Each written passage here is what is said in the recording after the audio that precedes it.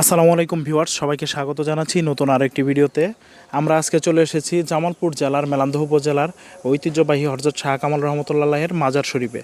তো দেখতে পাচ্ছেন হযরত শাহ কামাল রহমতুল্লাহের মাজার শরীফে ইতিমধ্যে তার ভক্তবিন্দুরা আসা শুরু করেছেন।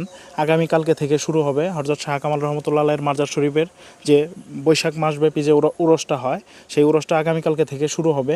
এই উরস উপলক্ষে এখানে যারা আসেন, আমরা তাদের একজনের সাথে কথা বলার চেষ্টা করব। অনেকের সাথে কথা বলার চেষ্টা করার পরেও কেউ কথা বলতে রাজি হচ্ছিল না, তবে একজনকে খুঁজে পেলাম। উনি এই উরস সম্পর্কে কিছু বলতে চায়, তবে উনি খোলাসা করে সব কিছু বলছেন না, শুধু বলছেন যে উরসে ওনারা কি করেন এবং করেন না। আমরা কত লোকটা গান দুজি মধুরি জায়গা দিই না, কোনো গান বাজনা মনে করেন মহিলাগর কোনো তসরি চলবো না, মহিলাগর গান আমরা শুনি না।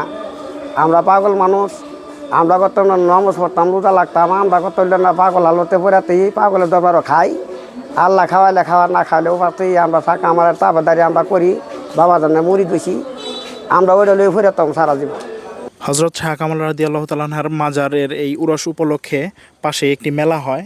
তো প্রত্যেক বছরে আমরা ইতিপূর্বে দেখে থাকি এই উরস শুরু হওয়ার 1-2 দিন আগে থেকে এই মেলার প্রস্তুতি শুরু হয়ে যায়।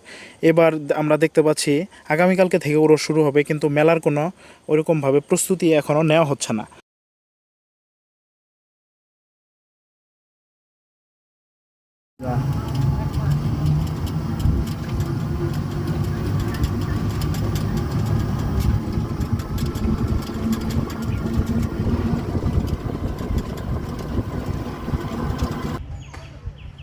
দেখছে কত সুন্দর।